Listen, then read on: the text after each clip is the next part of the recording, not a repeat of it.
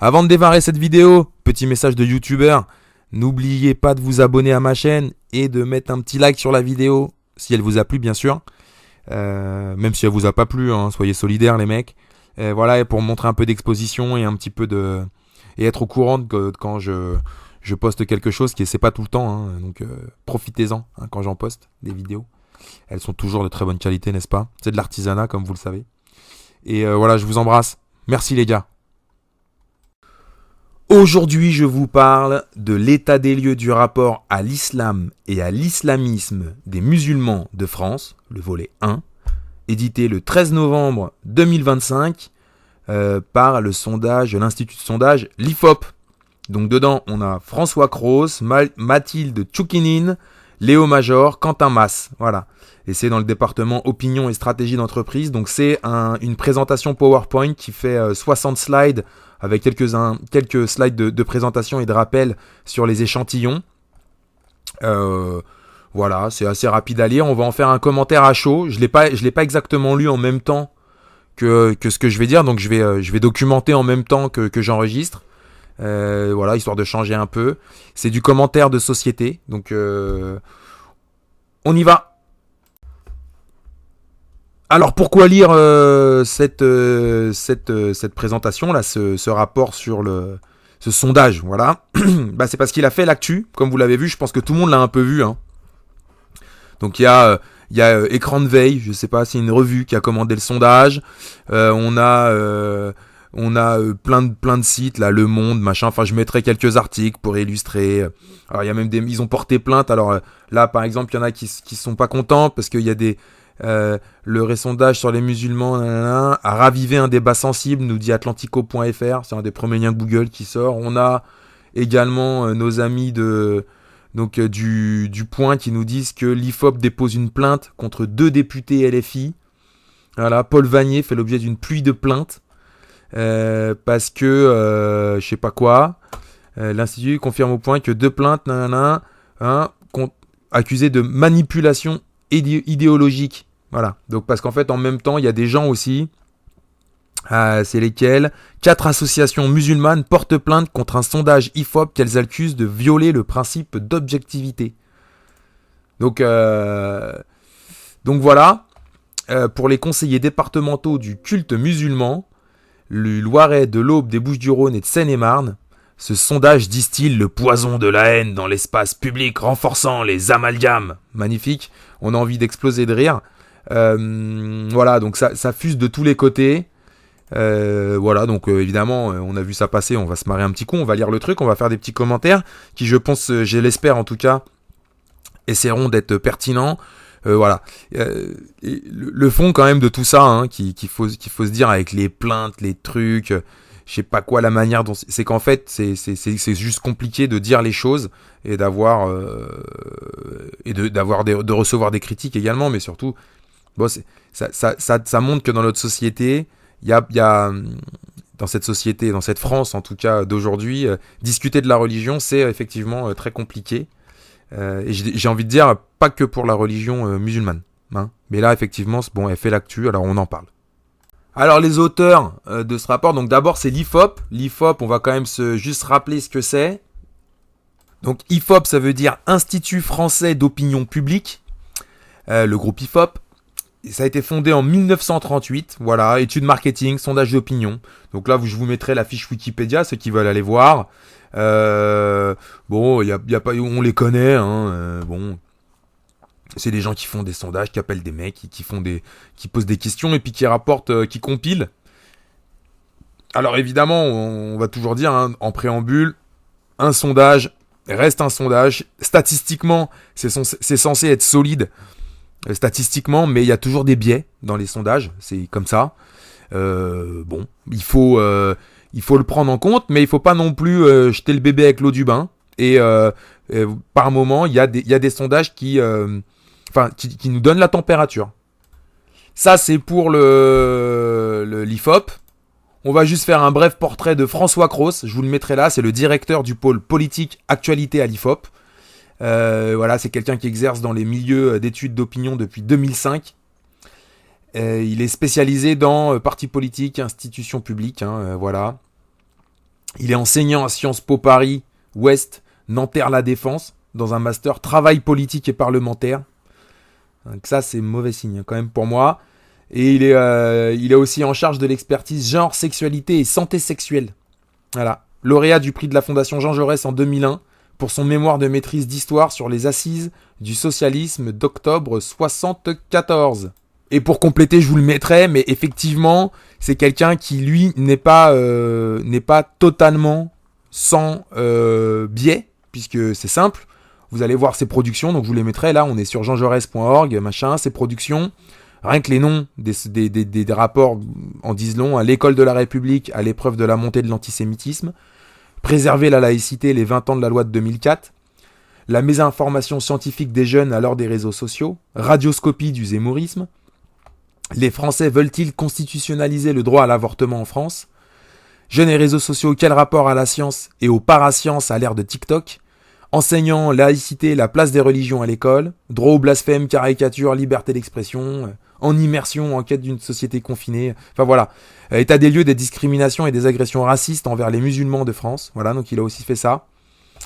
Et puis les trucs de genre. Voilà. Donc c'est pas quelqu'un, lui pour le coup, c'est pas quelqu'un qui vient avec... c'est pas moi. Hein, je dirais, même si on a tous nos biais. Mais lui, bon, il en a un. Et on va s'arrêter là sur son cas. Alors c'est parti, on y va. Première, donc on passe les 2-3 premiers slides, hein, nanana, et la première partie c'est la méthodologie. Alors la méthodologie, elle nous dit quoi? Elle nous dit qu'ils ont réalisé l'IFOP pour écran de veille et qu'on a un volet musulman, donc c'est les musulmans vivant en France, et un volet adeptes des autres religions. Donc ils ont comparé 1000 personnes de religion musulmane avec un extrait de machin truc, et 526 personnes non musulmanes déclarant avoir une religion. Sur 1000 personnes. Alors ils disent, pour citer cette étude, il faut à minima formuler de manière suivante la chose, donc on va le faire, parce que nous on respecte le travail qui a été réalisé. Étude IFOP pour la revue Écran de veille, réalisée par téléphone du 8 août au 2 septembre 2025, auprès d'un échantillon de 1005 personnes de religion musulmane, extrait d'un échantillon national représentatif de 14 244 personnes, âgées de 15 ans et plus, résidant en France métropolitaine. Donc vous l'aurez compris, ils ont d'abord fait un râteau, ils ont d'abord filtré jusqu'à 15 000 personnes, 14 000 la machin, et dans ces 14 000 personnes-là, ils ont pris les 1000 musulmans, ou plus peut-être, mais ils ont pris 1000 musulmans en tout cas, et ils les ont interrogés. La première chose qu'on va dire ici, c'est qu'ils vont nous comparer musulmans vivant en France, et puis adeptes des autres religions. Et là on voit, il y a la croix des chrétiens, il y a l'étoile de David des juifs, et puis ça je pense que le dernier signe à droite là c'est le truc des bouddhistes, je sais pas comment ça s'appelle, donc je m'excuse auprès d'eux, mais je connais pas bien. Et ils vont nous dire voilà, ils vont les comparer les deux. Et alors j'ai une première remarque à faire, et ça va être, parce que j'ai quand même feuilleté vite fait avant, ça va être la première chose qu'on va dire, c'est-à-dire que ils excluent les gens sans religion, qui se déclarent sans religion. Mais quelqu'un qui est sans religion n'est pas quelqu'un qui est sans croyance. Et je pense que là, déjà, il y a un premier biais qui me dérange fortement, c'est qu'on va exclure les gens qui vont se déclarer sans religion, entre guillemets, mais en fait, quand on croit dans la science, par exemple, quelque part, c'est une religion. Et je dirais que là, il y a une vidéo que je prépare sur le positivisme, qui est un mouvement d'Auguste Comte, enfin, qui a été décrit, un mouvement du 19e intellectuel, et le nom du livre, c'est le catéchisme positiviste. Et c'est comment la science remplace, c'est vraiment ça l'idée de fond, c'est la science qui remplace, la croyance dans la science remplace la croyance dans Jésus, parce que c'est à l'époque de la France du 19e, donc très, très catholique. Et donc, déjà là-dessus, sur cette méthodologie-là, sur cette comparaison, déjà j'ai un problème, parce qu'ils vont enlever des gens, parce qu'ils disent j'ai pas de religion, mais en fait c'est pas ça le problème. C'est pas parce que t'as pas de religion que tu ne crois pas dans quelque chose et que ta croyance, elle va pas se confronter à la croyance des autres. Je sais pas si je me fais comprendre, mais je pense que c'est assez clair. On continue. Alors je vous passe, il y a quelques slides sur la méthodologie. Ceux qui veulent, je pense que je mettrai le lien. Voilà, vous verrez. Moi, on va partir du principe que les mecs, ils essaient de faire leur boulot correctement. On va pas faire de procès d'intention. Ils comparent ça avec d'autres indicateurs, avec les études passées pour pouvoir faire des courbes dans le temps. Donc ça vaut ce que ça vaut. On est toujours d'accord là-dessus, mais ceux qui sont pas contents, ils ont qu'à faire le taf à leur place. Moi, c'est plutôt ça que j'ai envie de leur dire. Et donc on arrive au résultat de l'étude. Et la première chose qu'on peut voir ici, c'est combien de musulmans. combien de musulmans, et là il nous parle en pourcentage, donc voilà, je vous mets le slide. Voilà, aujourd'hui il y a 43 personnes sur 100 qui se disent catholiques, 4 évangéliques, on a 37,5 sans religion, hein, et donc ça revient à ce que je vous disais, et puis 7 musulmans et tout ça. Et là après vous avez les courbes, donc en 2009 il y avait 60% des gens qui se disaient catholiques, 32% des gens qui se disaient sans religion, 4% des gens qui se disaient musulmans, et puis maintenant en 2025, donc 15 ans après, c'est seulement 48% des gens qui se disent catholiques, 37,5% qui se disent sans religion, et 7% qui se disent musulmans, et puis les autres c'est quoi le gris là ? Autre religion, voilà, donc on a une montée aussi assez importante, hein, mine de rien, des gens qui se disent d'autres religions. Donc voilà, parce que ça s'est passé 2 à 3,5, donc ça a quasiment doublé. Alors dit comme ça, on se dit, ah bon, bah il y a un pourcentage, alors oui, il y a un transvasement des catholiques vers les sans religion, les musulmans, ils sont passés de 4 à 7, on se dit, ah bah ça croît un peu, mais pas tant que ça. Alors la première chose qu'il faut rappeler, c'est que les pourcentages, en fait, ils représentent la part de la population totale. Ils auraient été plus malins, je pense, de le mettre en effectif. Voilà, de le mettre en effectif. Donc, ça aurait été plus malin, parce que 7% de 60 millions de personnes, comme c'était peut-être, ou 62 millions de personnes, enfin 4% de 62 millions de personnes, c'est pas 7% de 70 millions de personnes. Si vous voyez ce que je veux dire. Là, je vous mettrai la courbe de démographie. Et c'est pareil, la baisse du nombre de chrétiens, ou la hausse du nombre de sans religion, en fait, elle est importante parce que dans le temps, la population a augmenté. Donc, quand vous prenez moins 10 et qu'en même temps votre population elle augmente, en fait, c'est un effet d'entraînement. Hein, voilà, je sais pas si je me fais comprendre. Je vous mettrai la démographie. Là, je vous mettrai un article des données-mondiales.com. Bon, voilà, ça vaut ce que ça vaut, mais c'est pareil. Entre 60 et 2024, le nombre d'habitants en France est passé de 46 millions à 68 millions. Soit une augmentation de 64% en 64 ans. Et là, si on dit ça, et que je vous mets avec le slide juste après qui montre la chute du catholicisme de 83% de la population en 85 à 43% en 2025, qui montre la hausse drastique du nombre de non-religions de 13 à 37 sur ces années-là, si vous couplez ça avec les effectifs, et ben c'est pareil pour les musulmans, ils étaient 0,5% en 85, donc voilà, à peu près quand je suis né, et 40 ans après, ils sont 12 fois, 15 fois plus, allez à la grosse, on va dire 15 fois plus, mais c'est couplé en pourcentage, mais c'est couplé en effectif, à la valeur de l'effectif. Et l'effectif, lui, il a beaucoup cru. Donc pour conclure, parce que là j'ai trouvé la donnée, en 2009, on était, allez, on va arrondir à 65 millions d'habitants. En 2025, on est à 69 millions. Donc on a pris combien on a pris on a pris 5 millions d'habitants. Donc vous voyez bien, si j'augmente de 10 points, mais qu'en plus j'augmente de 5 millions, bah en fait j'augmente de plus que 10 points. Vous m'avez compris ? Donc en 2009, il y avait 64,7 millions d'habitants, ils étaient 4% de la population, donc ça veut dire qu'ils étaient 2 500 000, hein, à la grosse, les musulmans. Et aujourd'hui, ils sont 7% de 69 millions, ça veut dire qu'ils sont 4 800 000. C'est-à-dire qu'ils ont doublé en réalité. Tu vois, ils n'ont pas fait juste plus 3,5, ils ont plus que doublé. Voilà, donc bon, c'est voilà, et si on reprend, alors là je vous montre l'autre truc, hein, si on montre combien de musulmans, évolution du péage religieux en France, donc voilà, depuis 40 ans, il y a une chose qui est quand même marquante, moi je trouve, et c'est pour ça que c'est dommage ce biais c'est que les sans religions, ils ont fait x3 eux. C'est le taux le plus important, c'est ce qui grandit le plus vite. Alors on voit bien qu'il y a un transvasement des chrétiens vers les sans religion, donc ça c'est une première chose à noter.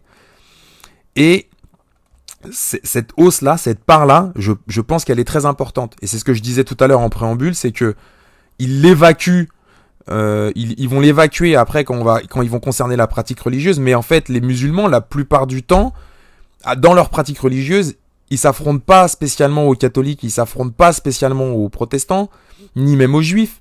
Mais ils ont ni même aux autres religions, hein, voilà, les bouddhistes ou les mecs comme ça. Mais je veux dire, c'est avec les laïcs, avec les gens qui se considèrent comme sans religion, même si en réalité ils en ont une, mais ça c'est encore autre chose. C'est avec eux qu'il y a le problème. Et d'ailleurs, les articles que j'ai montrés, c'est exactement ça. C'est les mecs de, tu vois, Libé, Luma et tout, c'est ces mecs-là. Et donc évidemment que c'est dommage parce qu'ils enlèvent une partie du scope, quoi. Là, on est slide 15 maintenant, et c'est la partie qui s'appelle religiosité et pratique du culte. Alors, je vous ai zappé deux trois slides sur le frérisme et tout ça, là. Bon, je trouve que c'est pas très intéressant, c'est pas les grandes masses. Et là, ce qu'on voit, c'est assez intéressant aussi.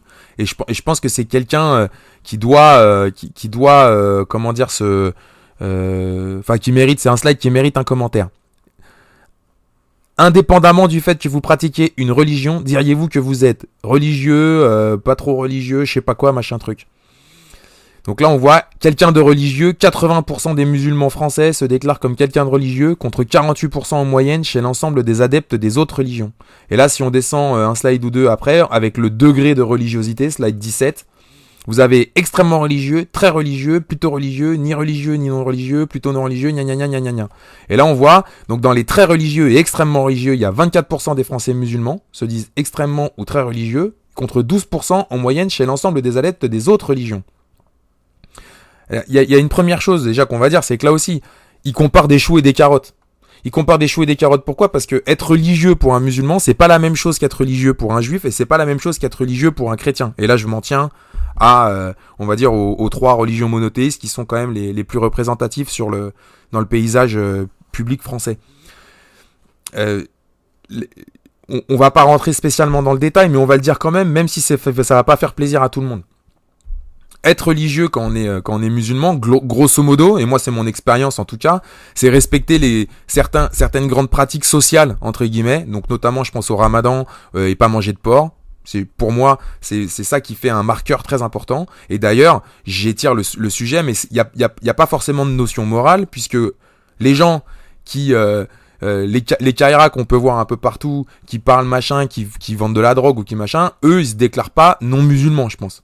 S'ils mangent pas de porc et qu'ils font le Ramadan, ils vont se dire non, je suis musulman. C'est pas parce que j'enfreins la loi ou que je suis entre guillemets pas quelqu'un de bien que je me considère pas moi-même. Attention, je parle pas je parle pas du regard réel de l'islam vers ces gens-là. Hein, je parle pas du regard des imams, par exemple, vers ces gens-là. Je parle comment eux, ils se considèrent eux-mêmes. Parce que là, c'est ça. L'IFOP, ils appellent les gens, comment vous vous considérez vous-même.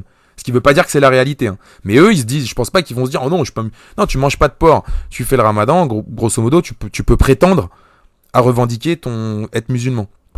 Chez les juifs, si c'est pas la même chose. Chez un juif, il va te dire qu'il va pas forcément à la Sina, qu'il est pas en train de porter la kippa toutes les 5 minutes, que les femmes elles se mettent pas la perruque et les jupes et les trucs, qu'ils mangent pas forcément tout le temps kasher non plus. Et donc il va dire non, je suis pas hyper religieux. Mais le sujet qui cristallise la religion chez les juifs, c'est Israël. Et donc je pense que par exemple pour définir le degré de religiosité d'un juif, c'est pas tant sur sa pratique pure comme pour un musulman, mais c'est plutôt sur à quel niveau vous soutenez Israël. Ça, à mon avis, c'est plus pertinent dans ce sens-là. Et enfin, pour un catholique, lui, nous, on a une dimension totalement morale. C'est-à-dire que même un mec qui est baptisé, si demain il vend de la drogue, tu lui demandes si tu es catholique, il va te dire, en ce moment, non, je suis pas vraiment catholique, je suis en train de commettre des méfaits. Donc, moralement, j'adhère pas. Tu vois. Donc, j'en suis pas. Et donc, ce niveau de contrainte variable fait qu'en fait, on compare des choux et des carottes. Alors suite à ça, on a plusieurs slides. Donc là, c'est le slide 19, pour être très clair. Je vous le mettrai. Fréquence de la prière. Voilà, 62% des musulmans prient quotidiennement contre 18% en moyenne chez l'ensemble des adeptes des autres religions. Fréquence de la prière, il montre l'évolution. Donc là, ce qu'il montre, c'est que les vieux, ils prient de moins en moins et que les jeunes, eux, ils prient de plus en plus. Avec l'ensemble des musulmans, donc monte, mais surtout, c'est l'évolution des jeunes. On a la même chose après sur la fréquentation de la mosquée. Donc là, on voit que chez les 50 ans et plus, ça baisse. Et chez les jeunes, ça monte fortement. Ça monte fortement, notamment ces dernières années. Et chez les 50 ans et plus, ça baisse. Donc voilà. Même si globalement, comme ça vieillit un peu la population, on le voit là, en 38 à 35 en vert, ça baisse. Qu'est-ce qu'on a d'autre ? On a une autre partie qui est la même, respect des prescriptions religieuses. Donc là, c'est pareil, je vous le mettrai. Respect du jeûne pendant le Ramadan. Donc là, on voit, c'est des taux de fidélité qui sont très importants, 75%. On voit que voilà, c'est stable. C'est stable quand même, mais on voit que chez les moins de 25 ans, là, vous l'avez en bas à droite, ça se renforce encore fortement. Ça se renforce encore fortement. Pareil, la fréquence du port du voile chez les femmes, on le voit là.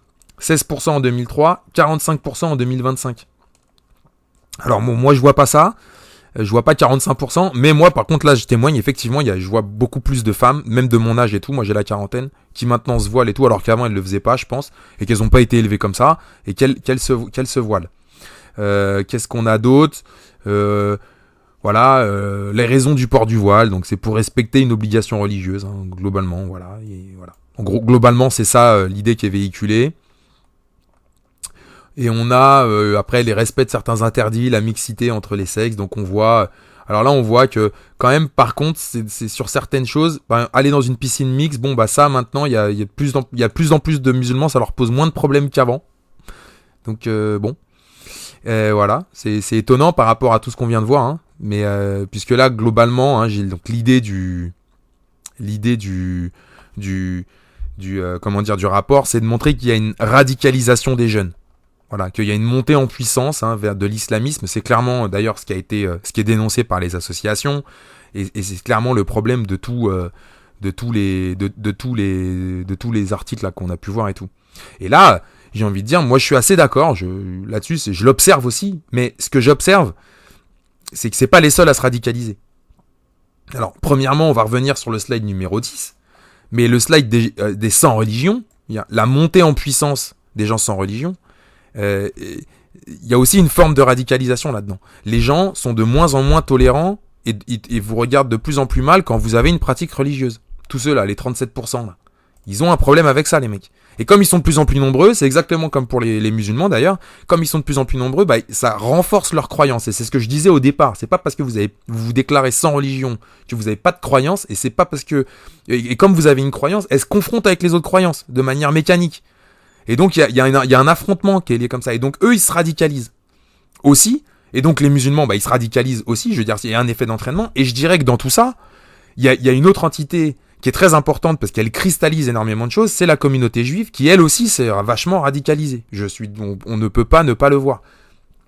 Tout ce qui tourne autour d'Israël aujourd'hui, maintenant, les débats, ils sont hystériques. On peut pas critiquer, on peut pas remettre en cause sans être taxé d'antisémitisme. Et d'ailleurs, un des moteurs global, je dirais, dans le débat public de la radicalisation, c'est quand même le fait de vouloir adosser l'antisionisme à l'antisémitisme. Ce qui n'était pas le cas avant. Alors moi je dis pas que c'est faux, hein, mais ce que je veux dire par là, c'est qu'avant c'était pas le cas, et ce débat-là, il cristallise énormément de choses, notamment chez les musulmans. Hein, évidemment, on va pas se leurrer, notamment chez les musulmans. Donc, je dirais que les musulmans, effectivement, ils se radicalisent, mais globalement, c'est pas les seuls. Et je dirais que même chez les catholiques, que là je représente de manière personnelle, il y a une forme de radicalisation. Alors nous, la différence avec les autres, c'est que la France, elle est catholique historiquement parlant. Donc on va pas parler de radicalisation, mais on va parler de retour aux racines, entre guillemets, ou retour à la tradition. Et globalement, il existe. Et d'ailleurs, voilà, on pourra remettre le nombre de catéchumènes qui augmente fortement, voilà. Et donc, en fait, je dirais qu'il y a une espèce de radicalisation générale. Voilà, et qu'elle ne dépend pas spécifiquement, enfin qu'elle ne concerne pas spécifiquement les musulmans, mais que selon les religions, effectivement, elle n'a pas la même implication. Et à la limite, je pense que la bonne question à se poser, elle est plutôt celle-là, c'est-à-dire, si vous vous radicalisez, ok, mais dans quel contexte et sur quel chemin. Voilà. Alors ensuite, on a un autre slide qui est vachement intéressant, le 34, sur le statut marital et le niveau d'endogamie. Vous l'avez sous les yeux. Et en fait, ce qu'on se rend compte, c'est que les musulmans, ils sont plus souvent en couple avec une personne qui n'est pas musulmane que l'inverse. Et ça, c'est quand même vachement intéressant parce qu'on vient de parler de la radicalisation à l'instant. On vient de se dire que les jeunes sont en train de se radicaliser, machin, bidule et tout. Mais quand il s'agit de ken, quand il s'agit de serrer des meufs ou des mecs, enfin, bah là, tout d'un coup, il y a moins de ne pas être, bah c'est pas grave. Alors, peut-être qu'on aura une tendance inverse dans les années qui vont venir, parce que les jeunes sont en train de monter d'une manière différente, mais quand même, il faut quand même se dire que c'est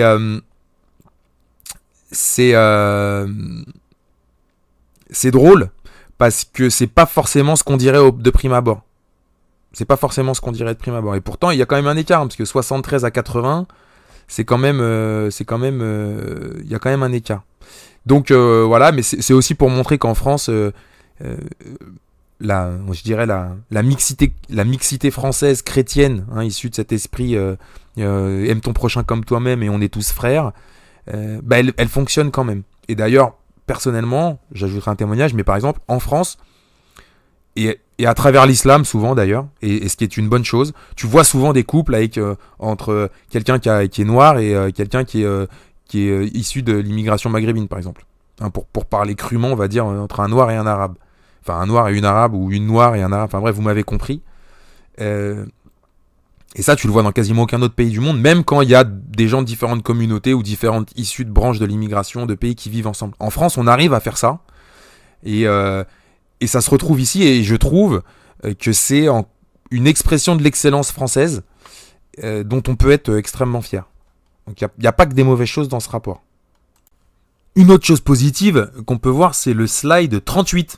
La consommation d'alcool depuis 89. Et là, ce qu'on voit, c'est, donc vous l'avez sous les yeux, c'est globalement les gens, les musulmans boivent de moins en moins d'alcool. 35% en 89 buvaient de l'alcool contre 21% en 2025. Donc on va dire que c'est plutôt une bonne chose, hein, puisque l'alcool, on le rappelle, avec modération, hein, c'est pas bon pour la santé. Et ce qu'on peut voir qui est assez important, c'est sur les 18-24 ans, là vous l'avez en bas à droite, versus les 50 ans et plus, et on voit que les courbes se croisent. Et donc ça indique deux choses. Je pense que ça indique une première chose, c'est que les gens qui venaient avant de l'étranger, qui étaient issus de l'immigration avant de l'étranger, ils avaient pas la même éducation religieuse, et ils partaient aussi pour cette raison-là.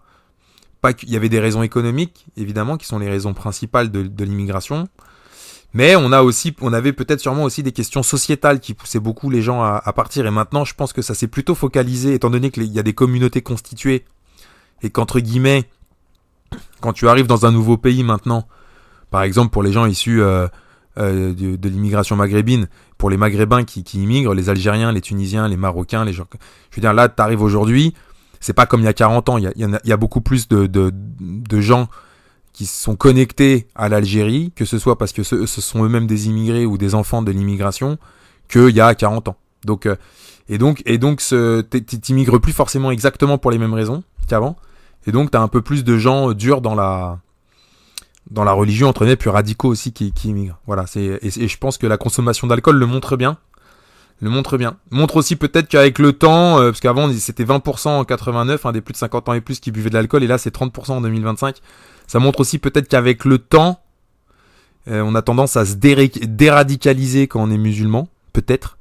Et ce qui montre le fait que là on a une population qui est très jeune, et donc qui est de plus en plus radicale, comme on montrait avant. C'est en fait aussi parce qu'elle est un peu plus jeune que ce qu'elle a été. Et donc ça aussi, ça peut être un facteur d'explication. La partie suivante, on va la compiler sur deux slides. On a le slide qui est le slide 41, le poids de la religion dans l'éducation familiale. Donc là, on le voit, il y a 47% des musulmans interrogés qui disent que le poids dans l'éducation, c'est beaucoup d'importance, contre 30% pour les autres, et en moyenne, c'est 74% des Français musulmans indiquent que la religion a eu un rôle important dans leur éducation, contre 58% en moyenne chez l'ensemble des adeptes des autres religions. Et là, on voit les moins de 25 ans, 87%. Et ça, c'est à mettre en lien avec un slide qui est un peu plus loin, qui est le slide sur l'application de la charia dans les pays non musulmans. Pour vous, la loi musulmane doit être. Et donc là, ça revient à la même chose, en fait, l'éducation. Quelle importance la religion avait-elle dans l'éducation que vous avez reçue dans votre famille? Ça revient au même que le rapport que tu as avec la société. Et en France, c'est les lois. Et là, on voit qu'il y a 46% des Français musulmans qui estiment que la loi musulmane, donc la charia, doit être appliquée dans les pays non musulmans, contre 54% en 2008. Donc, il y en a moins qu'avant. Ouais, ça c'est drôle, il y en a moins qu'avant. Et c'est pas intuitif. Surtout que quand on regarde le slide précédent sur l'éducation, on n'aurait pas forcément cette idée-là, notamment, et puis quand on regarde ce qu'on disait, la radicalité de la globalité, l'espèce de tendance de radicalisation générale qu'on observe, ce qu'on se rend compte, c'est que en 2008, quelque part, les gens, ils étaient plus pour l'application de la charia qu'aujourd'hui.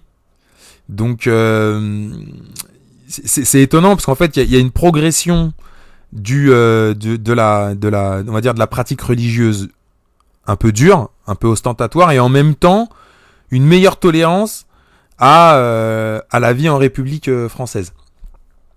Donc ça c'est bon, voilà, hein, c'est comme ça. Là, ce qu'il faut voir, c'est qu'on voit, hein, que c'est une grosse part, c'est les moins de 25 ans aussi, hein, qui pensent ça, donc c'est les jeunes. Voilà, c'est les jeunes. Alors, il y a deux choses. Sur le poids de la religion dans l'éducation familiale, on rappelle, c'est normal que ce soit plus fort chez les musulmans. Et je pense que s'ils avaient fait un focus sur les juifs, il y aurait peut-être aussi ce truc-là, parce que déjà, eux, ils ont l'abattage rituel. Ce que nous, on n'a pas chez les chrétiens ou chez ceux qui n'ont pas de religion. Et donc, évidemment, quand on est en train de vous prendre la tête pour que vous mangiez pas de porc, et que, grosso modo, le trait, c'est pour vous dire c'est à cause de la religion qui nous l'interdit, bah oui, tout ce qui va avec, voilà, je parle aussi par exemple de la circoncision, ou même le ramadan qu'on fait commencer un peu jeune maintenant, je pense, dans beaucoup, bah oui, c'est le poids de la religion, c'est l'éducation qu'on donne. Mais en même temps, en termes de valeurs, on voit bien que c'est pas exactement le cas, puisque sur les valeurs, et donc c'est l'application de la charia, donc là c'est la valeur entre guillemets. Eh ben non, on veut pas que tout le monde soit circoncis, non, on veut pas que tout le monde ne mange pas de porc, on veut pas interdire interdire la musique. Donc il y a comment dire, il y a comme je le disais au départ, il y a un biais qui est fondateur dans cette étude, qui est qu'est-ce qu'être musulman, qu'est-ce qu'être chrétien, qu'est-ce qu'être juif, et comment ça se définit. Et par rapport à ça, évidemment, les taux ne peuvent pas être les mêmes. Et c'est pas étonnant de voir des musulmans surreprésentés dans l'éducation familiale. Moi, ça me choque pas du tout, étant donné que tous les musulmans que je connais, j'en connais quand même un paquet, depuis qu'ils sont tout petits, on leur prend la tête avec le porc, quoi. Donc oui, c'est un gros poids, ce truc-là. C'est sûr que quand t'es catholique, t'as pas de problème avec le porc, mais personne te dit d'interdire tu vois. Donc bon. Et ensuite, il y a un autre truc qui est intéressant.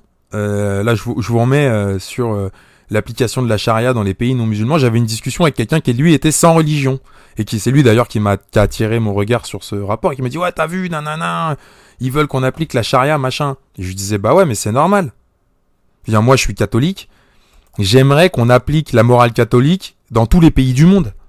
Par définition, un monothéisme messianique, donc que ce soit la chrétienté ou l'islam, donc un monothéisme messianique universel, qui a volonté à ce qu'il s'applique. Et bah par définition, il est prosélyte, quoi. Par définition, il veut convertir les autres. Et donc, par définition, t'as envie de dire, oui, on aimerait bien que nos lois, entre guillemets, alors nous, chez les catholiques, c'est pas des lois, mais que les valeurs elles soient appliquées partout.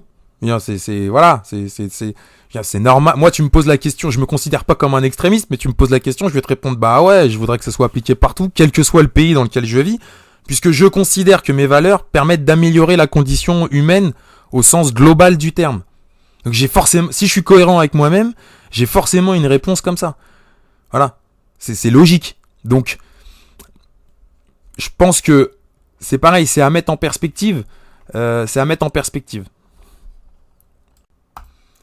oui, alors dans cette partie, en fait, c'était 3 slides. Il y a le slide 51 aussi qu'on voit ici. Et la préférence entre le respect des lois françaises et des règles de l'islam. Et là, on voit le respect des lois françaises, 49%. Choisirait de respecter les lois françaises contre 62 en 95. Donc là, il y a un recul. Et on voit que le respect des règles de votre religion, ça monte. Donc c'est à mettre en lien ce que je disais tout à l'heure avec l'application de la charia dans les pays musulmans, qui elle a réduit un petit peu. Mais la préférence entre le respect des lois françaises et des règles de l'islam sur un sujet important comme votre famille, l'abattage rituel, le mariage ou l'héritage, que feriez-vous si vous deviez choisir entre? Et là, on voit qu'il y a une réduction. Et là, on a envie de dire merci François Hollande. Parce qu'effectivement, quand on parle de mariage et qu'on dit est-ce que vous voulez que ce soit la religion qui règle le truc ou la République, comment répondre la République? Enfin, je suis quand on est musulman, je veux dire, comment répondre la République? Moi, je suis catholique, je ne peux pas répondre la République. Je suis désolé. Je veux bien qu'il y ait les mecs qui aient un contrat, mais qu'on vienne nous expliquer ce qu'on nous a expliqué pendant le mariage pour tous, avec le traitement qu'on a reçu et avec l'ostracisation qui est liée. Je veux dire, évidemment que un religieux, et les juifs c'est pareil, je veux dire, évidemment qu'un religieux cohérent, il va vous dire, ben non, tu vois, quand il pense à ça, voilà, il peut pas vous dire oui, il peut pas vous dire oui. Et donc là, je voulais mettre ça en exergue, mais c'est quelque part, le Parti Socialiste, en 2014, en 2012, 2013 quoi, 2013, 2014, 2013 si ma mémoire est bonne, il est élu en 2012 Hollande, donc je crois que c'est une des premiers, je veux dire, ils se sont appuyés à énormément, on va dire que la population issue de l'immigration maghrébine en particulier, et les musulmans, ils ont beaucoup voté Parti Socialiste, comme ils le font traditionnellement. Donc ils sont appuyés là-dessus, les mecs, et derrière, le premier truc qu'ils ont fait, c'est le mariage pour tous, qui remet en cause, je dirais, les fondements, les principes légitimes et logiques de la religion. Et là, ça revient à ce que je disais au tout début, il y a une radicalisation des gens qui n'ont pas de religion. Parce que François Hollande, sa religion, c'est j'ai pas de religion. S'il se déclare là-dedans, il va vous dire moi j'ai pas de religion. Alors qu'en fait, il en a une, il a une croyance. Mais voilà. Donc là, on a fait un peu la boucle et bouclée, j'ai envie de dire. Et là maintenant on va faire un autre compartiment, c'est deux slides, donc c'est le 43 et le slide 45 sur le rapport entre science et religion et le rapport sur l'évolution de l'islam, sur la modernisation, l'aggiornamento comme ils disent de l'islam. Et là on se rend compte, alors on va dire deux choses. Dans 65% des cas, les musulmans pensent que c'est plutôt la religion qui a raison lorsque religion et science s'opposent. Par exemple sur la question de la création du monde, contre 19% en moyenne chez les adeptes des autres religions. Et là, on va dire la même chose, c'est que, pour les musulmans, on va le rappeler, mais la création du monde, c'est la Torah. C'est ce que raconte la Torah. Voilà, en 7 jours, machin, truc muche, et tout ce qui va bien. C'est le livre fondateur. Et donc c'est rigolo déjà, parce qu'en fait, de ce point de vue-là, les premiers ils sont des défenseur de la Torah, donc ça c'est drôle. Et ce qu'on se dit quand on voit ça, c'est qu'on se dit aussi en réalité, ils vont tous chez le docteur. Je veux dire, quand ils sont malades, ils vont pas chez l'imam, ils vont chez le docteur. Et donc là, lorsque la religion et la science s'opposent sur la question de la création du monde, d'après vous, le plus souvent, c'est une question qui est débile parce que la création, si je pense que tu demandes aux 65% qui t'ont dit c'est plutôt la religion qui a raison. Là, on parle de philosophie. Dans la création du monde, est-ce qu'il y a Dieu qui est derrière ? C'est ça la question. Donc ça s'oppose pas à la science, en réalité. Et je pense que c'est une question, encore une fois, qui est mal, qui est entre guillemets, qui est mal posée, mais qui est posée d'une manière qui va donner un résultat. Moi aussi, si tu me demandes, et pourtant j'ai un esprit scientifique, mais je pense que si tu demandes à la plupart des catholiques, ils vont tous dire, il y a que 20% qui disent c'est plutôt... mais parce que nous, dans l'histoire française et dans l'histoire catholique, t'as sorti ce truc-là, tu l'as sorti de ton scope. Tu l'as sorti de ton scope philosophique. Mais si tu l'as pas sorti de ton scope philosophique, pareil, ça serait intéressant. Il aurait été très intéressant d'avoir les réponses des juifs, par exemple, pour les comparer avec ceux des musulmans, plutôt que de mélanger toutes les autres religions. D'avoir évidemment les réponses des chrétiens aussi, mais ça aurait été et d'avoir les 100 religions comme... Mais ça aurait été intéressant, parce que je pense que c'est pareil. Chez les juifs, sur toutes les personnes qui se disent très religieuses et tout machin, il y en a beaucoup qui vont vous dire que c'est la religion qui a raison. Parce qu'en fait, elle a pas raison au sens où personne contredit que 2 et 2 font 4. Personne vous contredit que le vaccin, du machin, du truc, ou que si je prends un aspirine, c'est pas ça la question. Mais sur la question de la création du monde, c'est une question qui est philosophique en réalité. Et qui s'oppose pas avec la science. Voilà. Dire oui, est-ce qu'on croit à Darwin, machin, là, il y a même des gens qui n'ont pas de religion, qui n'y croient pas et qui vous expliquent que scientifiquement, ça marche pas. On pourra mettre la dernière, je l'ai pas écouté, mais la dernière interview de Didier Raoult, par exemple, qui je ne crois pas je ne crois pas que ce soit un musulman extrémiste. Mais voilà. Donc là, c'est une chose, et c'est à mettre en perspective avec le slide derrière, qui est l'évolution de l'islam en France. Souhaitez-vous que dans les années à venir, l'islam se modernise 21%, reste tel qu'il est 57%, revienne à la tradition 10%, ne souhaite pas répondre 12%. Donc déjà c'est pas mal parce qu'en fait on se rend compte qu'il y a pas mal de gens, là d'ailleurs les taux sont faibles, là il y en a qui voulaient, ça a beaucoup baissé de se moderniser et beaucoup qui restent tel qu'il est. Donc déjà il y a une chose qui est intéressante là-dedans, c'est qu'on se rend compte que pour les musulmans, pour la plupart d'entre eux, en tout cas dans l'étude qui est présentée ici, ils perçoivent une attaque sur les valeurs traditionnelles de l'islam.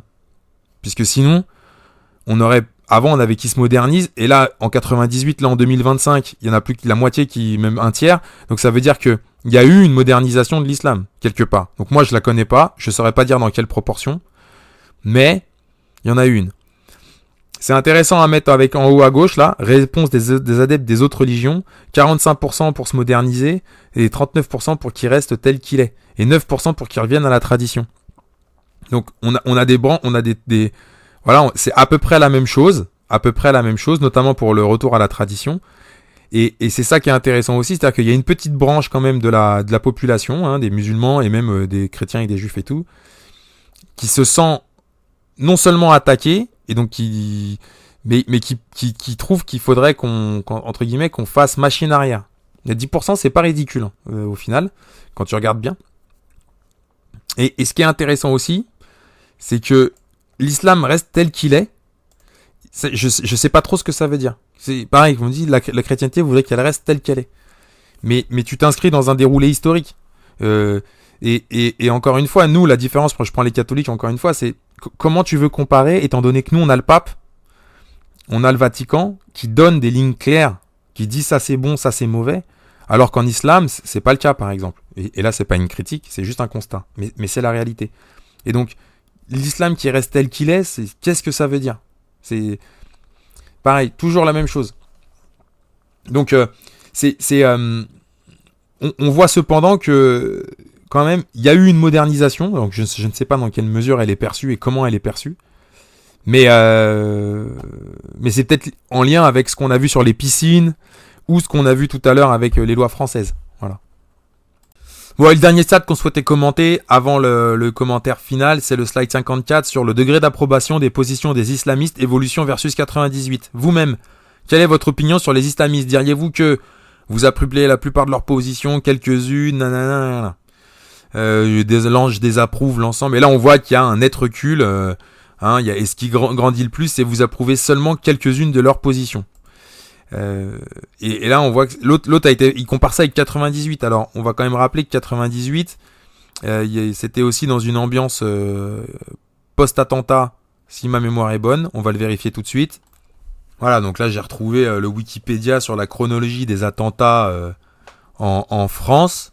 Et effectivement, c'est ce que je disais, voilà, en 98. Je rappelle, le 3 décembre 96, il y avait eu l'attentat du RERB à Port-Royal, qui, si ma mémoire est bonne, est un attentat qui avait été attribué à l'islamisme. On va vérifier ça dans une seconde. Alors non, pas celui-là, je le remettrai en truc, mais là, l'attentat n'a pas été revendiqué et les auteurs n'ont pas été identifiés. Mais il intervenait après l'attentat à la voiture piégée devant une école juive de Villeurbanne en janvier 96. Et bien sûr, les attentats de 95, du métro dans le 95. Donc on avait fait, je pense, la vague d'attentats, 95-96, attribuée au GIA. Donc le GIA, c'est groupe je sais pas quoi d'Algérie, si ma mémoire est bonne. Enfin, c'était par rapport à l'Algérie. Donc effectivement, les mecs là, quand vous leur dites, est-ce que vous avez, à ce moment-là, tu leur dis, est-ce que vous soutenez les intégristes, ils vont te dire, bah non, tu vois, ils venaient de faire des attentats. Et là, les islamistes, c'est autre chose puisqu'ils se battent au Moyen-Orient. Donc il y a eu quelques trucs ici, mais c'était il y a plus de 10 ans déjà. Et là, ils se battent au Moyen-Orient. Et c'est dans un contexte là, ils ont fait le truc dans un contexte on va dire d'embrasement du Moyen-Orient, comme on dit dans les médias, et de durcissement avec Israël. Et donc évidemment que là-dedans, les islamistes qui combattent Israël, ben oui, pour un musulman cohérent, il y a une forme de proximité là-dedans par rapport à ça, même si tu n'approuves pas l'ensemble des positions, mais là-dedans, tu peux pas leur en vouloir aux musulmans de soutenir la Palestine quand même. Faut quand même pas déconner. Voilà. Donc je voulais terminer sur ce slide là. Et pour dire que voilà, donc effectivement, là aussi, tu vois qu'il y a un durcissement, parce que c'est un peu l'idée du rapport, hein, c'est de montrer qu'il y a une espèce de radicalisation et un durcissement des musulmans, notamment des jeunes, et que moi je constate, donc je ne le nie pas, mais que bon, qu'il faut aussi remettre dans leur contexte beaucoup de choses, et voilà, c'est ce qu'on a essayé de faire. Voilà, c'est tout pour aujourd'hui. Un petit commentaire quand même, c'est intéressant ce genre de rapport. Il a malheureusement, je trouve, beaucoup de biais et les points de comparaison sont malheureusement pas précisés ni bien abordés. Ça aurait été beaucoup plus intéressant, je crois, et là si un jour les mecs de l'IFOP ils m'entendent, d'avoir une comparaison sur les mêmes questions par population religieuse. Ça aurait été bien plus intéressant. On voit ce qu'il y aura. Parce que comparer un ensemble avec. Comparer les musulmans avec un mix des bouddhistes, des chrétiens protestants, chrétiens catholiques et juifs, sachant que déjà tout ça n'a rien à voir. Et que les musulmans c'est encore autre chose. Déjà qu'il y a beaucoup de diversité aussi chez les musulmans. Donc. Mais ça aurait été intéressant. Parce que au moins entre les chrétiens catholiques, on va dire, les musulmans, les juifs et aussi les gens qui se déclarent sans religion, pour voir comment ils se positionnent, notamment sur par exemple l'application des principes religieux versus les lois et ce genre de choses. Et on aurait peut-être pu en tirer, je pense, plus d'enseignements que là, qui est quand même alors ils ont été attaqués et tout. Je pense que c'est complètement con de porter plainte pour objectivité. Je sais pas, enfin voilà, je vois pas l'intérêt. C'est des chiffres sur des tableaux. Ça donne une idée. Il y a quand même des choses qui sont décrites là qui me paraissent quand même réelles et qui serait plus malin d'essayer de comprendre. Mais aussi je pense que la vraie critique c'est plutôt ça, c'est de leur dire pourquoi vous les avez pas mis en perspective avec les autres. Moi, ça m'aurait intéressé de savoir si y a des gens qui jeûnent pendant le carême et voir l'évolution depuis 89. Alors, est-ce qu'on a les stats depuis 89 ? Ça, c'est une autre question. Mais peut-être ce serait bon de commencer à le faire. Puisqu'il y a peut-être un regain Voilà, et là, tu te dis, bah, s'il y a plus de gens qui font le ramadan, mais qu'en même temps, t'as aussi plus de gens qui font le carême, et qu'en même temps, t'as aussi plus de gens qui font, je sais pas quel truc ils ont chez les juifs, bah, tu te rends compte que quelque part, c'est normal. Qu'il y en ait plus chez les musulmans aussi, bah, c'est comme les autres. Voilà. Mais peut-être pas. Mais ce que je veux dire par là, c'est ça, c'eût été très intéressant. C'eût été très intéressant parce que comme je l'expliquais au départ, se qualifier d'être dans sa religion, c'est pas la même chose pour chacune de ces trois religions. Voilà. Et pour les gens sans religion, ça aurait été intéressant de comparer ça et d'essayer de définir ce que c'est être sans religion. Parce que se dire je crois en rien, en fait, philosophiquement, c'est pas possible puisque on sait qu'on est une partie d'un tout. Donc il y a une cohérence générale qui s'impose. Et donc la plupart du temps, les gens, ce que je disais, ils sont positivistes. En fait, ils croient en la science et en l'homme, hein, qu'on peut s'en sortir et tout ça. Mais ça aussi, c'eût été intéressant d'essayer de trouver quelques points de repère qui nous permettent de mettre en perspective cette évolution de la population musulmane dans ses idées, dans ses pratiques, dans son rapport aux lois et j'ai envie de dire à la République, à la lumière de ce que font les autres. Parce que les isoler comme ça et les comparer avec tout le monde, quelque part, c'est un peu injuste pour eux. Voilà, je trouve que c'est un peu injuste et je comprends que certains musulmans l'aient pris comme un rapport à charge. Même si à mon avis, la bonne réponse, c'est pas de s'énerver contre les mecs qui ont fait le sondage, c'est plutôt d'essayer d'en faire soi-même d'en faire soi-même déjà pour commencer, et puis peut-être de se poser les questions aussi, de tirer certains enseignements, notamment sur la jeunesse, qui malheureusement, dans cette forme de radicalisation, exprime aussi peut-être une forme d'échec vis-à-vis de la société française, et je parle pas d'intégration, puisque pour moi, la plupart des jeunes issus de l'immigration sont très bien intégrés, mais plutôt en termes de perspective de développement et d'avenir. Voilà. Je pense que la bonne question, c'est de se dire si les gens ils retournent à la religion, ça veut dire quelque chose sur notre société, mais ça veut dire aussi quelque chose sur la perception du monde au global. C'est-à-dire, voilà, qu'est-ce qu'on est en train d'infuser dans la tête des jeunes. Et là, ça dépasse le cadre. Voilà, peut-être que les jeunes musulmans, eux, ils essaient de se raccrocher à la religion parce que c'est comme ça. Les jeunes catholiques, j'ai envie de dire, c'est la même chose. Vous voyez, le nombre de baptêmes et tout, ça a explosé ces dernières années, ça continue. Les écoles sont pleines, les trucs de scouts, voilà, les juifs. Mais qu'est-ce que ça veut nous dire à la fin ? Ça, c'est une bonne question. Et vous pouvez y penser, vous avez 4 heures. Allez, je vous embrasse. On était le 2 décembre, il est 15h. On a fait à peu près 50 minutes, donc je pense que c'est bien. C'était à la volée. C'était un exercice que je fais pas souvent, là. Pas de préparation, pas de texte, rien. Tout à la volée. J'espère que ça vous a plu. Je vous embrasse et je vous dis à bientôt.